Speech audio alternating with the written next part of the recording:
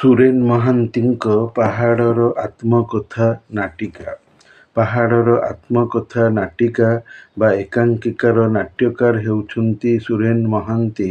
1921 ମସିହାରେ ଜନ୍ମ ହୋଇ 1976 ମସିହାରେ ମୃତ୍ୟୁବରଣ କରିଛନ୍ତି। ବେତାର ବା ରେଡ଼ିଓ ନାଟକ କ୍ଷେତ୍ରରେ ସୁପରିଚିତ ନାମ। ମଞ୍ଚ ନାଟକ ରଚନା କରିବାରେ ବି ସିଦ୍ଧହସ୍ତ। ବଜ୍ରକବାଟ, ବେଗମ କୋଠି, ଅନୁପ୍ରାସ, ଝରକା ଇତ୍ୟାଦି ମଞ୍ଚ ନାଟକ ରଚନା କରିଛନ୍ତି। ନ କହିଲେ ଭଲ। ବେତାର କାର୍ଯ୍ୟକ୍ରମ ପାଇଁ ସେ ସ୍ମରଣୀୟ। 7ଗୋଟି ଏକାଙ୍କିକାର ସମାହାରରେ ପ୍ରକାଶିତ ସପ୍ତସ୍ୱରୀ ଏକାଙ୍କିକା ଗୁଚ୍ଛ ତାଙ୍କର ସୁଖ୍ୟାତିର ବାହକ। ସେ ସଙ୍ଗୀତ ପ୍ରିୟ। ଆକାଶବାଣୀର ଗୁରୁତ୍ୱପୂର୍ଣ୍ଣ ପଦବୀରେ ଥିଲେ। ଭାରତର ବିଭିନ୍ନ ବେତାର କେନ୍ଦ୍ରରେ କାର୍ଯ୍ୟ କରିଥିଲେ। ପାହାଡ଼ର ଆତ୍ମକଥା ଏକ ଭାବଧର୍ମୀ ବୌଦ୍ଧିକ ନାଟିକା। ପାହାଡ଼ ଚିତ୍ରକଳ୍ପ, ପ୍ରତୀକ ବା ସଙ୍କେତ ରୂପେ ଏକାଙ୍କିକାରେ ବ୍ୟବହୃତ। ପାହାଡ଼ ଚାଲିପାରେ ନାହିଁ। ପାହାଡ଼ ଜଙ୍ଗମ ବସ୍ତୁ ନୁହେଁ, ସେ ସ୍ଥାବର, ସ୍ଥିର ତଥା ଅଚଳ ବସ୍ତୁ। ବୁଢ଼ା ବା ବାର୍ଦ୍ଧକ୍ୟରେ ମଣିଷ ଚାଲିପାରେ ନାହିଁ।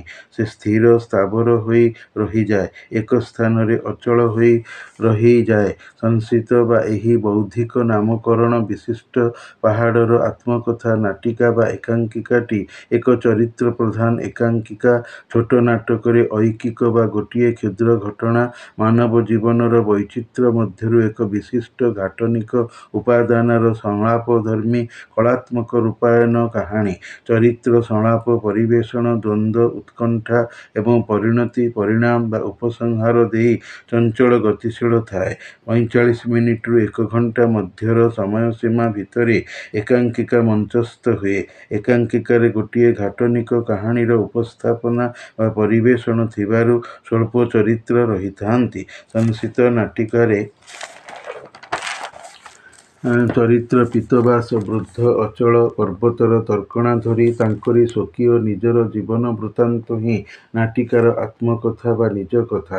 ଚାକର ନାମ ଯାହାର ପୀତବାସଙ୍କ ବ୍ୟଙ୍ଗାତ୍ମକ ମଜାଳିଆ ଦୃଷ୍ଟିକୋଣରେ ସୁପରମ୍ୟାନ ନାମ ଧରିଛି। ଡାକ୍ତର ଯିଏକି ବୃଦ୍ଧ ପାହାଡ଼ ଭଳିଆ ଅଚଳ, ସ୍ଥାବର, ସ୍ଥିର ବା ଏକ ଜାଗାରେ ବସି ଶୋଇ ରହୁଥିବା ପୀତବାସଙ୍କର ସାଙ୍ଗ, ବନ୍ଧୁ, ଏକାନ୍ତ ଆତ୍ମୀୟ।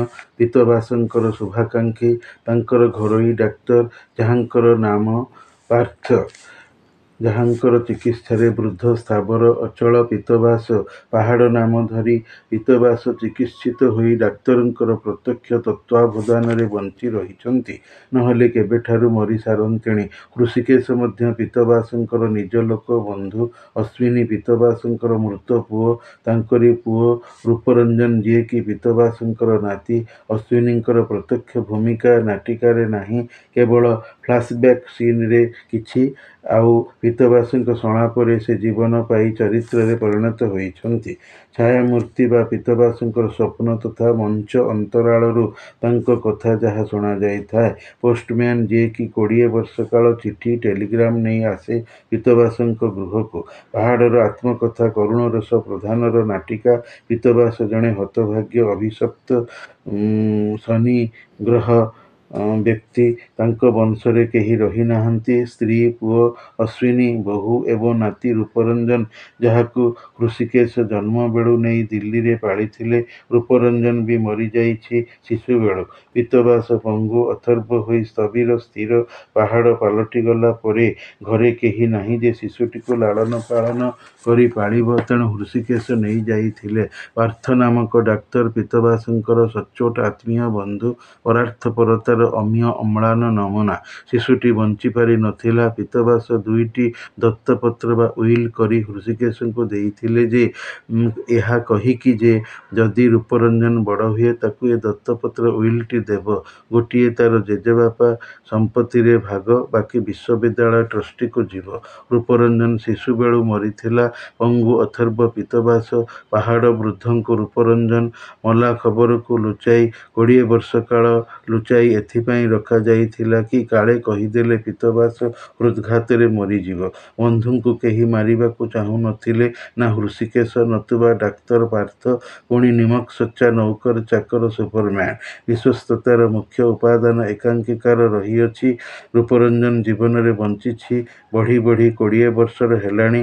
ଦିନେ ବଡ଼ ହୋଇ ସୁନ୍ଦର ହ୍ୟାଣ୍ଡସମ୍ ହୋଇ ଜେଜେ ପିତବାସଙ୍କ ପାଖକୁ ଫେରିବ। ତାରି ପ୍ରତୀକ୍ଷାରେ ପିତବାସ ଖୁସିରେ ଚିଠି ଏବଂ ଟେଲିଗ୍ରାମ ହୃଷିକେଶଙ୍କ ଠାରୁ ପାଇ ବଞ୍ଚି ରହିଛନ୍ତି। ପ୍ରତିବର୍ଷ ରୂପରଞ୍ଜନଙ୍କର ଜନ୍ମଦିନ ପାଳିଥାନ୍ତି ପିତବାସ। ମିଛ, ମୋହ, ମିଥ୍ୟା ମାୟା ମଣିଷକୁ ବି ଦୁରାରୋଗ୍ୟ ବ୍ୟାଧିଠାରୁ ବଞ୍ଚାଇ ରଖେ। କିନ୍ତୁ ବୃଦ୍ଧ ଯେତେବେଳେ ଶୁଣିଛନ୍ତି କି ଡାକପିଅନ ଟେଲିଗ୍ରାମ ଆଣି ଚାକର ସୁପରମ୍ୟାନକୁ ଦେଇଛି, ଶୋଇବାର ଛାଇନିଦ ପିତବାସଙ୍କର ଭାଙ୍ଗି ଯାଇଛି ଡାକପିଅନର କବାଟକୁ ବାଡ଼େଇବା ଶବ୍ଦରେ। 20 ବର୍ଷ ହେଲା ଡାକପିଅନ ଏମିତି ଚିଠି ଟେଲିଗ୍ରାମ ନେଇ ଆସେ। ତେଣୁ ପିତବାସଙ୍କୁ ଶୋଇ ରହି ଚିହ୍ନିବାରେ କିଛି ଅସୁବିଧା ହୋଇ ନଥିଲା। ପିତବାସ ନିଜକୁ ପଙ୍ଗୁ ପାଇଁ ନାଟ୍ୟକାରଙ୍କ ଦୃଷ୍ଟିରେ ପାହାଡ଼ ହେଲେ। ନିଜକୁ ସେ ଥୁଣ୍ଟା ଗଛ ଓ ନାତି ରୂପରଞ୍ଜନକୁ ସେଇ ଥୁଣ୍ଟା ଗଛର ଗୋଟିଏ କଅଁଳିଆ ଦେଖା ପତ୍ର ବୋଲି ମଣି ମନେକରି କହିଛନ୍ତି। ଥୁଣ୍ଟା ବରଗଛର ମୁଣ୍ଡା ଡାଳରେ ପତରଟାଏ କଅଁଳିଛି। ସେ ପତର ଉପରେ କି ଭର ଆଶା କହିଲୁ? ପିତବାସ କର୍ମବାଦୀ, ସେ ଭାଗ୍ୟବାଦୀ ନୁହନ୍ତି। ତଥାପି ବଂଶ ନିପାତ ପରେ ପଙ୍ଗୁ ଅଥର୍ବ ହୋଇ ଭାଗ୍ୟବାଦୀ ହୋଇ କହିଛନ୍ତି, ଯେଉଁ ପ୍ରଚଣ୍ଡ ଆକ୍ରମଣରେ ସେ ମୋତେ ପଙ୍ଗୁ କରି ଦେଇଛି, ମୁଁ ତାକୁ ଭୟ କରେ। ଭୟ କରେନା ମୋ ଜୀବନ ଲାଗି, ଭୟ କେବଳ ସେ କଅଁଳ ପତରଟି ଲାଗି, ଯାହାର ନାଁ ରୂପରଞ୍ଜନ। ପିତବାସ ଭୟ କରିଛନ୍ତି ରୂପରଞ୍ଜନ ତାଙ୍କୁ ହୁଏତ ଠକିଦେଇ ମରିଯାଇପାରେ। କାରଣ ସ୍ତ୍ରୀ, ପୁଅ, ଅଶ୍ୱିନୀ ବୋହୂ ଓ ନିଜେ ଦୁର୍ଘଟଣାଗ୍ରସ୍ତ ହୋଇ ଅଥର୍ବ ହୋଇଯିବାର ଜୀବନ ଧକ୍କା ତାଙ୍କୁ ବାଧ୍ୟ ଭାଗ୍ୟବାଦୀ କରାଇଥିଲା। ଯେତେବେଳେ ଶୁଣିଲେ କି ଟେଲିଗ୍ରାମ ପାଇ ରୂପରଞ୍ଜନ ଜେଜେ ପିତବାସକୁ ଦେଖା ନକରି ଲଣ୍ଡନ ପ୍ଲେନ ଚଢ଼ି ଚାଲିଯାଇଛି, ହଠାତ୍ ପିତବାସଙ୍କର ହୃଦ୍ଯନ୍ତ୍ର ଘାତରେ ବନ୍ଦ ହୋଇଯିବାରୁ ମରିଯାଇଛନ୍ତି। ଆଉ ପରେ ପରେ ହୃଷିକେଶ ସାଥିରେ ଆଣିଥିବା ପିତବାସଙ୍କ ଉଇଲ୍ ଦୁଇଟି ଡାକ୍ତର ପାର୍ଥଙ୍କୁ ଦେଇଛନ୍ତି ଓ କହିଛନ୍ତି, ପିତବାସଙ୍କ ପାଇଁ ସେ ରୂପରଞ୍ଜନକୁ ଆଜିକି 20 ବର୍ଷ କାଳ ବଞ୍ଚାଇ ରଖିଥିଲେ। ଚିଠିରେ ଟେଲିଗ୍ରାମରେ ନାଟିକାର ସମସ୍ତ ରହସ୍ୟ ବା ଗୋପନୀୟତା ଉଦ୍ଘାଟିତ ହୋଇଛି। ପିତବାସ ଭାରି ଆଶାବାଦୀ, ନିଜକୁ ଶନିଗ୍ରହ ମଣିଛନ୍ତି। କହିଛନ୍ତି, ମୁଁ ଜୀବନର ଶେଷ ପ୍ରାନ୍ତରେ ଦୀପ ଜାଳି ବସିଛି ଅଶ୍ୱିନୀ, ତୋରି ରୂପରଞ୍ଜନ ଲାଗି। ସେ ମଣିଷ ହେଲେ ମୁଁ ତୋରି ପାଖକୁ ଚାଲିଯିବି। ବଂଶ ରକ୍ଷା ରୂପରଞ୍ଜନଙ୍କ ବଞ୍ଚିବାରେ ପିତବାସ ଚାହୁଁଥିଲେ।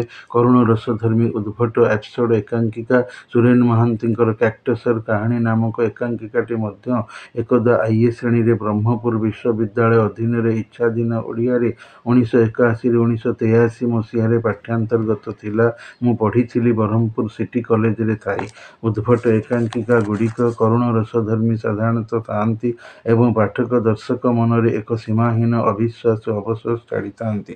ମନୋରଞ୍ଜନ ଦାସ ଯାହାର ଭିତ୍ତିଭୂମି ଓଡ଼ିଆ ଭାଷାର ନାଟ୍ୟ ସାହିତ୍ୟରେ ପକାଇଥିଲେ। ପାହାଡ଼ର ଆତ୍ମକଥା ନାଟିକାଟି ରଚନା ଭଙ୍ଗୀରୁ ଆଧୁନିକ, ନାମକରଣ ପ୍ରତୀକଧର୍ମୀ। ନାଟିକାର ନାୟକ ଚରିତ୍ର ପିତବାସ ଜଣେ ଶିକ୍ଷିତ, ସମ୍ଭବତଃ ଅଧ୍ୟାପକ ଚାକିରି କରିଥିଲେ, ନହେଲେ ତାଙ୍କର ସମ୍ପତ୍ତିକୁ ବିଶ୍ୱବିଦ୍ୟାଳୟକୁ ଉଇଲ୍ କରି ନଥାନ୍ତେ। ନାତି ରୂପରଞ୍ଜନକୁ ସୁଦୂର ଦିଲ୍ଲୀରେ ରଖି ପାଠ ପଢ଼ାଇ ନଥିଲେ, ଆଧୁନିକ ରୁଚିସମ୍ପନ୍ନ କରାଇ ନଥାନ୍ତେ, ଘୋଡ଼ା ଦଉଡ଼ି ଶିଖାଇ ନଥାନ୍ତେ, ବୋର୍ଡ଼ିଂ ସ୍କୁଲକୁ ପଠାଇ ନଥାନ୍ତେ, ଚାକରକୁ ସୁପରମ୍ୟାନ ନାମରେ ଡାକି ନଥାନ୍ତେ।